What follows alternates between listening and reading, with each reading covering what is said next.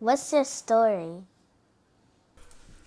Moe Flippen, personal trainer, fitness guru, entrepreneur, and this is my story.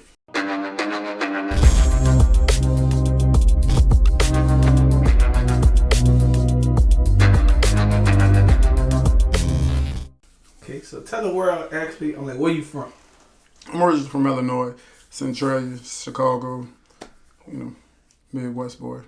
So how did you make your way all the way to New Orleans from the Windy City?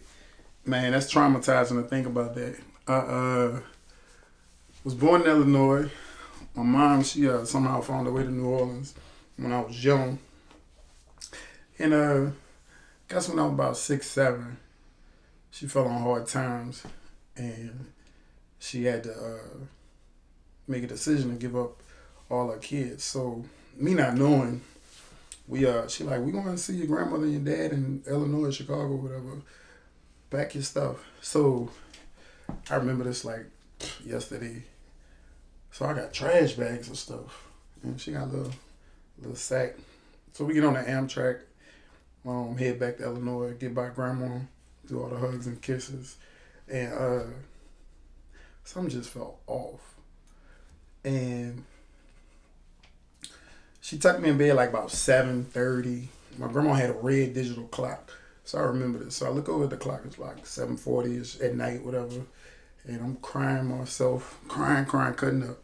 I just felt something right. So mom trying to tuck me in, and she like, I'll be back. I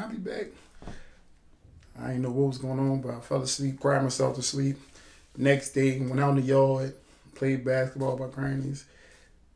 Then Sunday came. 2 days later, went to church. Still no moms. Monday came. We go to the school. Grandma signing me up for school. No, we in the office, and this, white people in the office, whatever. And I finally got the courage to ask my grandmother. She had cancer. Tough love. I'm a cancer too. So I finally get the courage to ask her, like, where my mom at? And in front of these white people in the office, she politely leaned over, looked me dead in my eye. She was like, your mama don't want you. I'm going to take care of you. That's crazy, because cancer is like brutally honest sometimes. Man, listen, I'm talking about 6, 7. I ran out the school office crying, just like, what? But, yeah, so. Like, being a kid, like, before you go further, like, do you think she was, like, wrong the way she said it? I mean, I can't say it was wrong because she that's just her. That was her the whole life. So she raised me. And fast forward how I got back to New Orleans. So about 10 years later, I'm about 17, and I had started kind of talking to my mom again. And then I was having some rough patches in Illinois. And next thing I know, Monday come, I was playing football, running back. Just got a big write-up in Sunday paper in front of the sports page about me running the ball. We got a big district championship game coming up Friday. Like, starting to get some muscle, starting to get some popularity in high school. Like, things just getting on that level for me. Mom's come on Monday. She's like, yeah, I think it's time you get to know your sisters and stuff like that. And I'm like, cool. I'm like, I'm going to come in the summer like this. And she's like, no, now. So I'm like, nah, you tripping. I got school. I got the game Friday. You talking about it's Monday. And at the time, my grandmother wasn't my legal guardian and with no paperwork, so she couldn't do nothing. So, just like when she dropped me off 10 years before, shifted my life, she picked me up. And I had to leave everything I knew for 10 years in 2 days. She came on Monday and we was gone by Wednesday, back on the Amtrak, headed back to New Orleans. While playing high school football. While you was playing high school football. Yep, middle of my sophomore year. So how was that like experience for you leaving from like Chicago and going back to New Orleans with like Chicago and like New Orleans is like different cultures? What it wasn't even the culture for me, it was the upbringing. Chicago was like clean house, had everything I needed, refrigerator stock, you know what I'm saying, stuff like that. If I needed anything, I had to cut grass or do something to work for it. But, it was there for me. Grandma, my father did what they could. My Aunt Candy. But once I got to New Orleans, shit was different. Mom's she did the best she could, but it wasn't popping. It was really popping. You know what I'm saying? We was in a cornet court. About 5, 6 of us in one house. I got 8 sisters. I'm the only boy. So we had all these girls in the house, moms, and shit was different in regards to wasn't no food in the house. We got roaches. We got old grease pots on the stove, and looking back on it, that wasn't the life I wanted for myself. And I respect she did the best she could, but that wasn't for me. So did you graduate from New Orleans? Yeah. So coming in the middle of sophomore year, no school wanted to accept me. So Sarah T. Reed, we got to the 3rd, 4th school. Sarah T. Reed, the principal called in the football coach. They saw I had some shoulders, a little bill, whatever. Football coach called back to Chicago. After he got the phone, he told the principal, sign him up. He found out I was a 3-sport athlete, let him in, whatever like that, and that's the only reason why he accepted me. Sarah T. Reed. Because you're an athlete? Because I was a 3-sport athlete. So if you weren't an athlete, you just weren't going to school? They wouldn't let nobody in. So, I went to Sarah T. Reed, played basketball, football, track. It was fun. I graduated from Reed. Okay. So, Reed got a lot of notable people that graduated from there in New Orleans. Man, listen, back then Reed was it when it comes to just I guess class of people and the girls, the cars, you mixed in with the Vietnamese kids, they cool, they got all the different things popping. So it was back then East was popping. Versus now, the East Grand Theft Auto.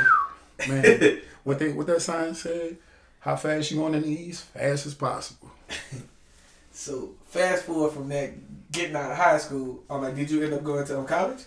Yeah, I went to Southeastern Hammond for a couple of years. Hammond had a D1 football team, so we a lot of people from New Orleans ran out there to try to get on a football team. They had just started it back. They were suspended for years, and they was able to bring their football team back, so they was basically starting from scratch. So a lot of athletes who didn't get big offers or stuff like that out in New Orleans, we shot the Hammond, made it do what it do. So everything was going good till Katrina hit.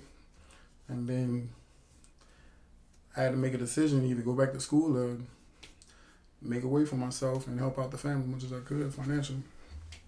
So after Katrina hit, I'm like, where did you go and what did you start to do? Well, before Katrina, coming out of high school, I had got a couple of jobs. I used to be a food runner at Pat O'Brien's in the quarters. Then I worked at Commander's Palace as a valet. But the main thing I think helped me later on in life, I started doing security in high school at Kenny's Key West. Kenny's Key West, that was funny, the yellow shirt security. So I started working security there, handle my business and stuff like that, and became known for doing good security work. So then I started working at all the popular main urban clubs, Duplex, which Rhythm City everybody know, Dreams, Hush, Escape, Duck Off. I mean, if you name it, I probably worked there. So how dangerous it was to be a security back in the day? Back then? It was, man, listen, I ain't gonna lie. What the security guards do these days with all that tactical gear and all that, it back then, and people ain't give a fuck. They didn't care what you had on. If you was in the way or if you was in the middle of something they needed to handle, they was just coming. It was tough. Escape was, man, they had Escape was that trap. I ain't gonna lie. I learned a lot right quick working at Escape. What else? Duck Off, it had its nights. Yeah, I ain't gonna lie. I think the toughest club to work at, you gotta be on your stuff the whole night, even with females with Escape. But Dreams was fun. 360 was good. I think it worked everywhere, even on the West Bank. Remember Red Velvet and all that? Yeah, full column and stuff. Yeah.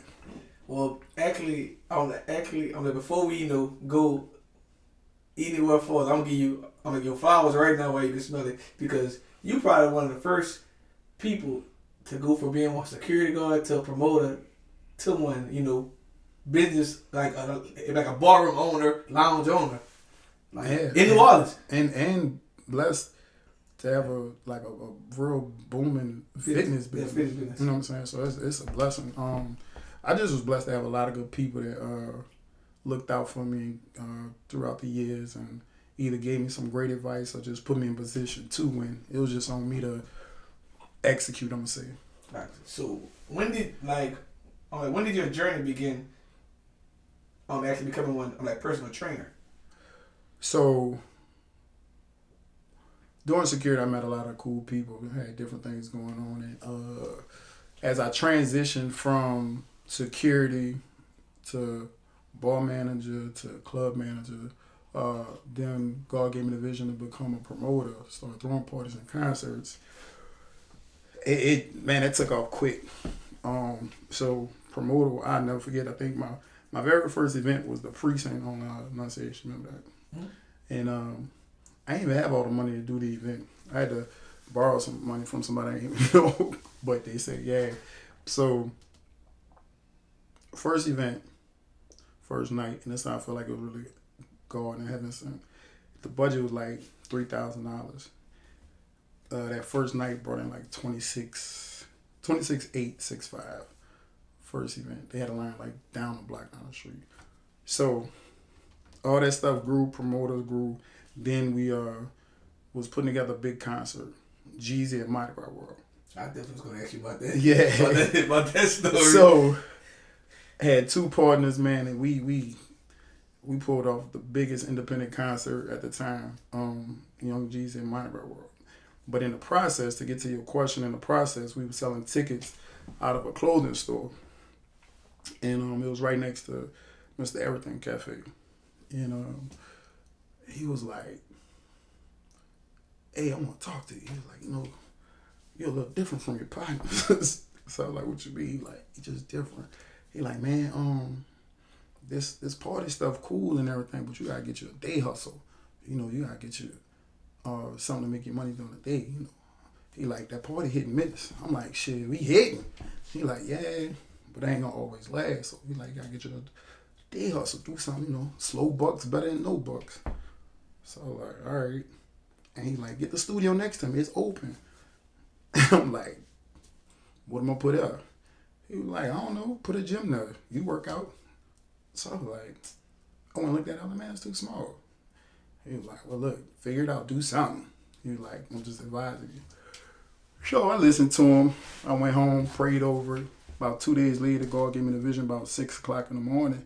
And it was, people want to work out, but they ain't know how to work out. So that's the personal trainer aspect. And then also, he gave me the vision for the space in regards to, a lot of people and women want to work out, but they want to work out kind of privately instead of being in the big gyms, dudes running up on you while you try to work out, distracting, stuff like that. So he gave me the vision to provide a private, comfortable personal training facility. So that 600, 700 square foot studio wound up being perfect. I got you. So, in the process of opening that studio, if you kind of, went through something as well, right, with that concert. So, you ain't got to say the full details, but kind of explain what happened. Man, long story short, I didn't make it to the bank the very next morning, so I had a lot of cash on me. So went in, Chalmette, got pulled over. They thought I was into other stuff, by having all that cash on me, whatever. So they locked me up, took the cash, whatever like that.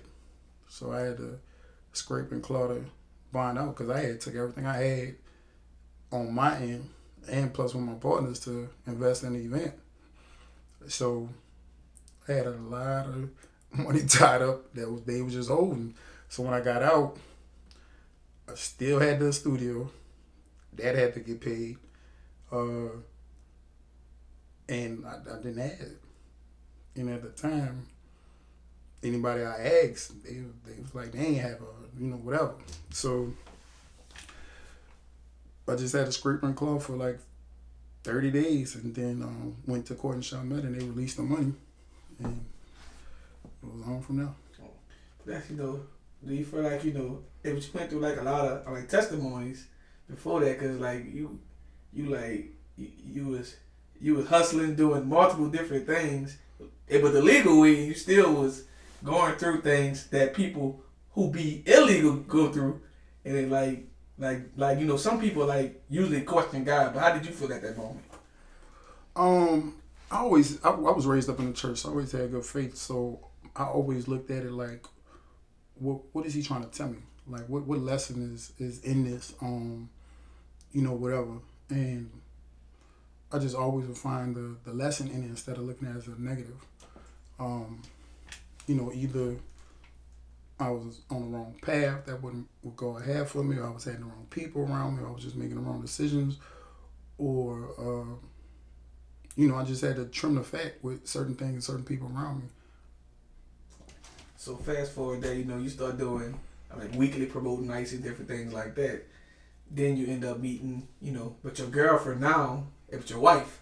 So, how did all that process and all that came through? So, this was when I was working in clubs. I was a manager at Rockefeller. And the owner was dating her god sister. And one day the god sister brought Brittany around during the day, and they was like, let's all go get some lunch. So she was tall, slim, had a nice butt, and she was pretty. But at the time, we dated and stuff like that, but at the time it was like it wasn't the right timing for us to really be together. A lot was going on. I had a lot going on, whatever. So we then I wound up having a child, my daughter Madison. So I told her I got somebody pregnant, whatever like that. She was like, all right, cool. So we wound up being friends the whole time. Katrina hit, stuff like that. We'll occasionally check on each other. So years later, like mind you when I tell you, she was slim, she was green, but she had a shape, whatever. So years later, she hit me up. She was in town for a funeral, and she like, what you up to? I'm like, nothing. Me and the fellas at Fox and the Hound watching the football games. So she was like, oh, it's cool I could come through, get something to eat. I'm like, yeah, you can come through, get something to eat. I ain't tripping. I got you. Be nice to see you. But I ain't know, but when she walked through them doors, she wasn't slim, thick Brittany no more. Like, she came through, like, stacked, like, thick. So I'm like, she said, I was looking. I'm like, fuck you been eating? And she was like, whatever. So I, like, leaned over and asked them, like, you had some work done? She was like, no, nigga, I've just been eating. And then, she grew up. And so we just sat there, talked with her for a second, watched the games. And I just, like, couldn't stop. I was like, yeah, I ain't letting you go this time. I'm like, you gonna be my wife. She was like, yeah, whatever. I just can't get something to eat. It sounded good like that at the moment, huh? Yeah, so she left, went back to Atlanta, and I just stayed on her phone every day. And then after a couple of weeks, she was like, oh, you serious? I was like, yeah. So if the process of you trying to be with her, long distance relationship as well. So like she actually just left telling her interview side story. So you gotta get a little bit of your side story because most men, we actually talked about this because most times, it would usually be like the women josing the man, and like in your situation. Oh, she told you. Yeah. Okay. And you actually josed her. And, yeah. And the crazy part is about you josing her. You also had, unlimited access to women around, because you was doing nightlife and everything like that. So actually at that day when you say you wanted her to be your wife, but you really meant that. Oh yeah, that day I meant it, and I just stayed on her back like a book set. Even when she left town, I was ringing her phone.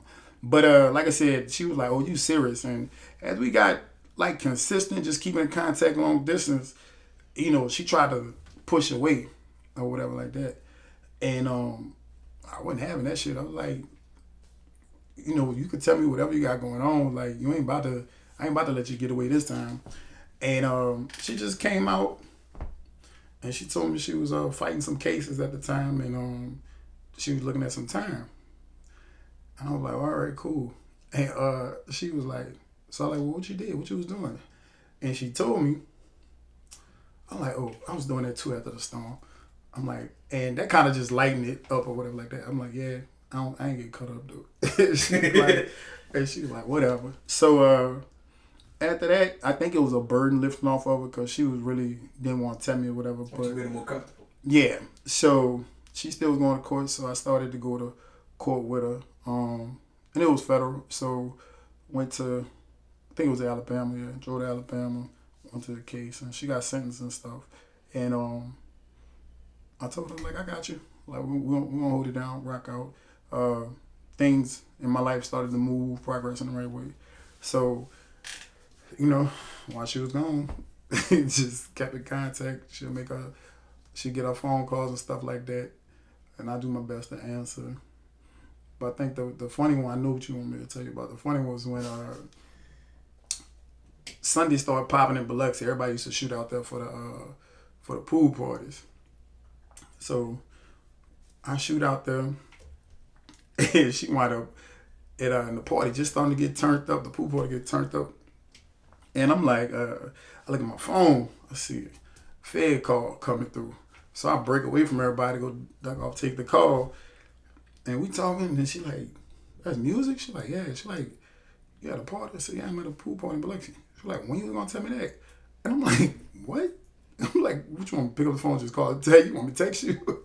She like, you got jokes. She was like, so you at the pool party and girls there? I'm like, duh, what the fuck? She like, you got your shirt off? I'm like, yeah, why not? She was like, oh, this shit I'm talking about. Don't worry about it. Enjoy them. Click. And so I'm looking at the phone like, wait, she can't call back. So why would you hang up on me? So, yeah, that was a funny time. But we wound up talking and laughed about it later. And I'm like, so when we talked, I'm like, wait, because you locked up inside? I'm supposed to be locked up inside? Yeah. I'm like, nah. But, like, you know, it's crazy because, like, you know, usually, like, as soon as somebody go to jail, a person be like, you know, I'm going to hold you down. But people usually disappear. Right. But you actually stayed there and you really, like, meant, you know, your plan. Because I feel like I got a good grasp on life. You know, whatever season somebody going through, that's not their final season or whatever. So, you know, she was there for me before.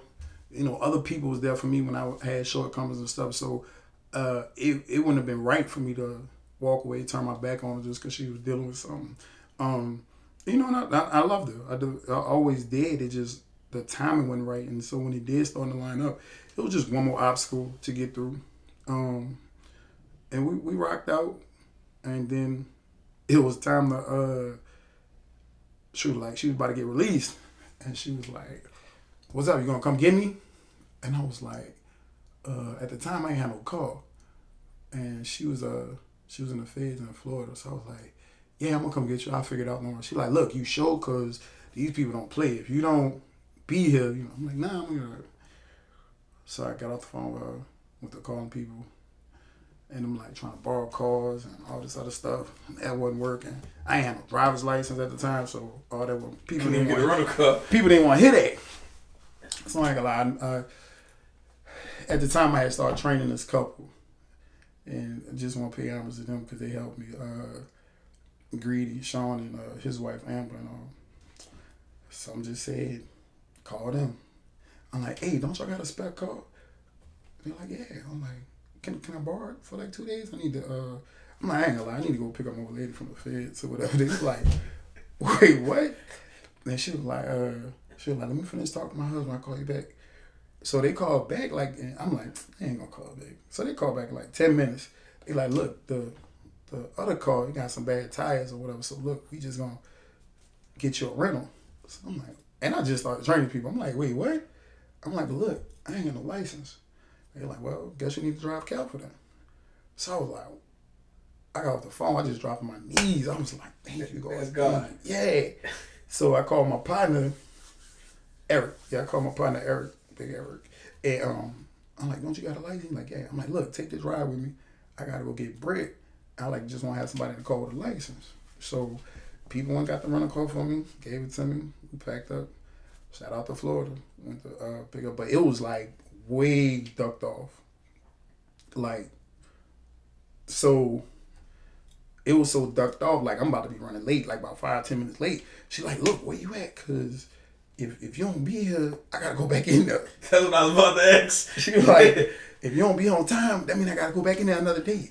I'm like, man, I'll be there. So we speeding down this long dirt road type stuff. And then we finally see the place. And I made it there like about 5 minutes to spell. And I don't know. But the funny thing, she was locked up with her best friend. She told you? No, she didn't say that. Yeah.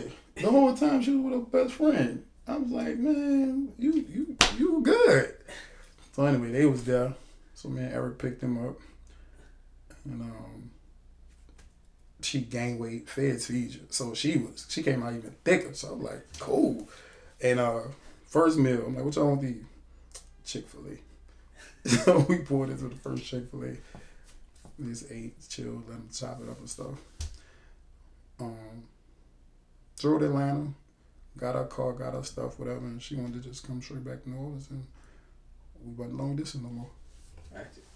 So, how was that process? Because, she explained that, she was a personal trainer, like getting into the training, but she wasn't fully up there yet. So did you give her a plan? Or like both of y'all had a plan, like together to like make her become one full-time like personal trainer as well? She dipped and dabbed in Atlanta, from my perspective with the personal trainer. But coming out, she was ready to, she knew and she loved corporate America, but by her having a conviction, you couldn't, whatever. So we talked about it and came up with it. I had the fitness moving and stuff. And I was like, well, look, get back into that. And if you like it, we get the certification, get the photo shoot pop, and I roll you out. Introduce you to the city, New Orleans, my brand, and we go from there, whatever. So, because in my mind, it was really a blessing because a lot of men don't prefer their women to go work out with a man. And then, a lot of women just prefer to work out with a woman. And she is the blueprint to what majority of black women want to look like, as in toned up a body, small waist, hips, butt, or whatever.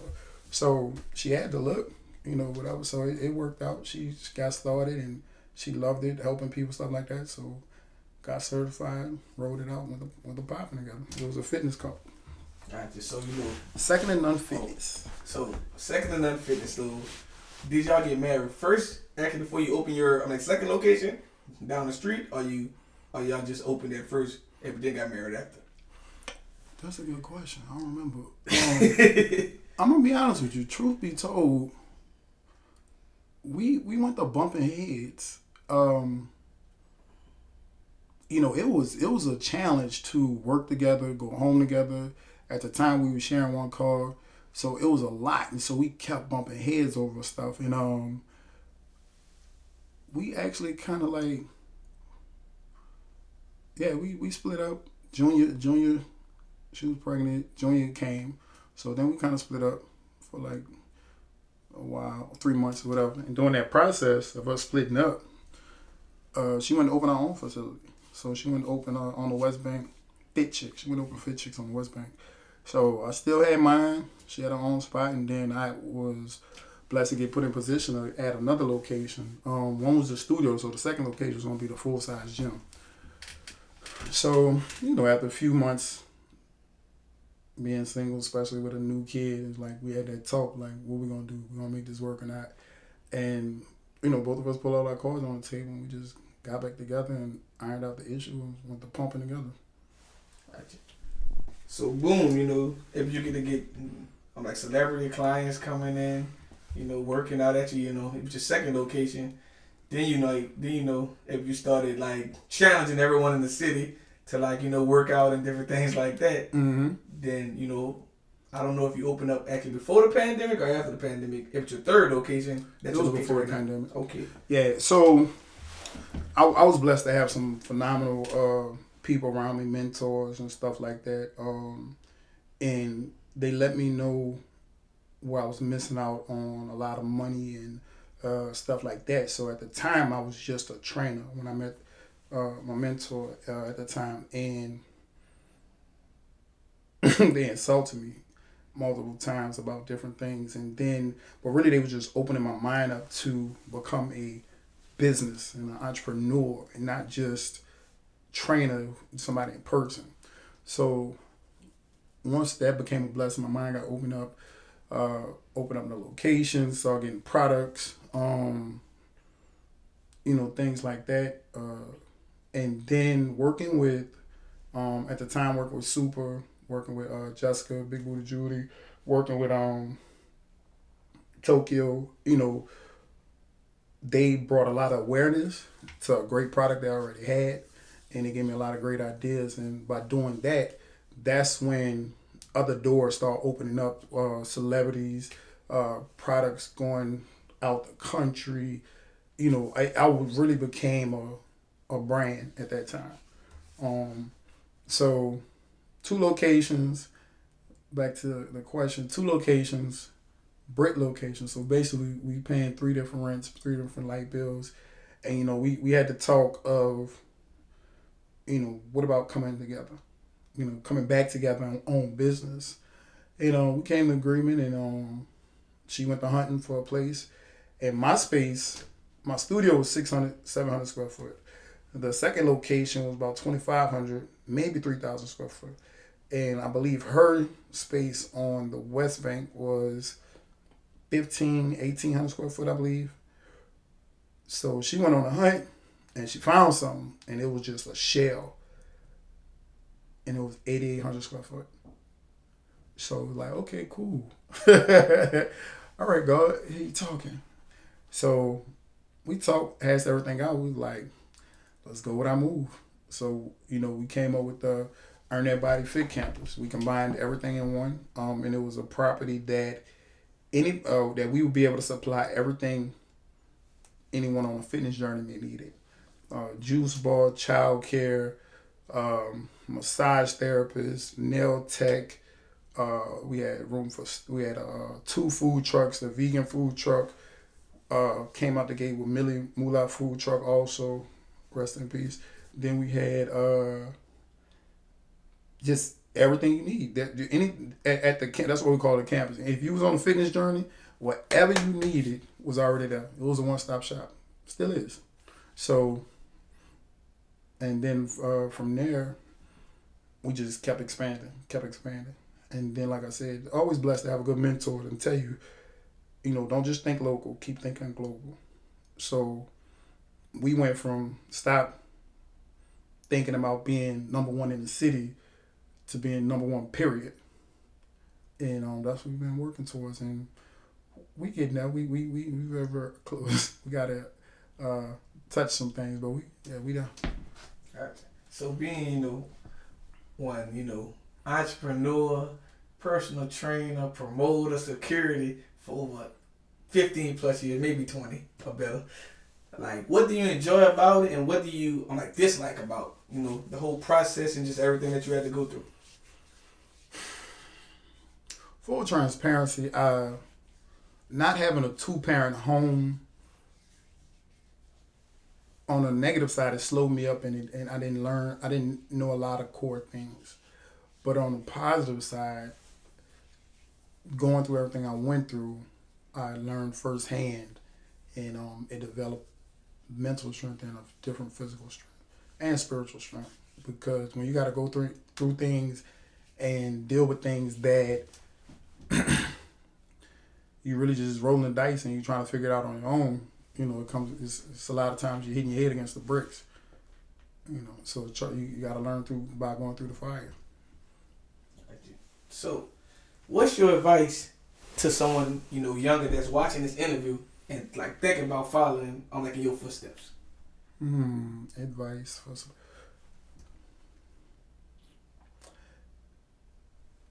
Not only think big, don't think local, think global, and actually do you and tune out the media.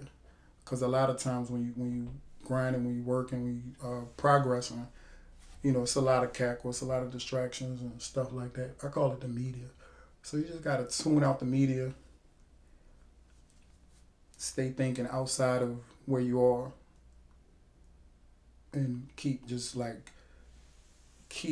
close faith in God, because you're gonna get tested, you're gonna get tried, you're gonna start doubting yourself, you're gonna doubt the people around you, and the whole thing. But as long as you have a strong faith and confidence in yourself, there's nothing that's gonna stop you from accomplishing what you want. Gotcha. So tell us, what's next for you? Next is retirement from fitness. I've been blessed to put myself in position for with a lot of different investments and properties, and been blessed to have a restaurant and bar right now in the heart of the French Quarters, and it's fun. Learning a lot, learning the restaurant business real fast, and learning tourism real fast, how that works or whatever. So just keep finding different things to put myself in position to make money while I sleep. As you get older, quick story, a couple years ago, wife sent me to Aruba for my birthday. And me and my partners went, we muscled up, so everybody think we ball players. And they had this older white couple we kept running into. And we finally chopped it up, and it was like, oh, how long you guys here? I was like, I think we here for a couple of days, might get out of here tomorrow or something. I think we're a couple of days. So I was like, well, how long y'all here? And they were like, I don't know, whenever she's ready, whatever. So that changed my life and changed my thinking, because I wanted to do what I had to do to put myself in position and my family in position that when we got that age, we'd be in position to live like that. You talking about you out the country in Aruba and you don't have no leave date. She like whenever she's in the mood to leave. If it all one ways. Huh? If it all one ways. Yeah. So I'm like, man, I'm tripping. I gotta, start sowing seeds in the right area so that when I'm done with fitness or that window closed or whatever, that even when I get to that age, I can still live life on my own terms.